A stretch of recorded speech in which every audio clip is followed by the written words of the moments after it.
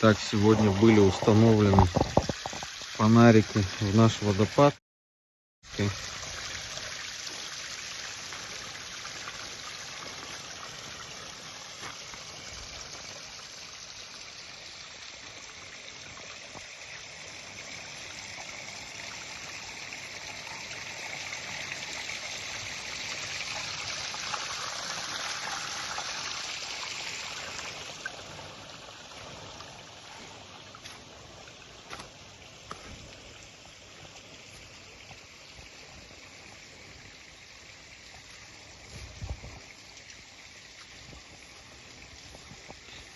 Вживую, конечно, выглядит интереснее, чем на видео.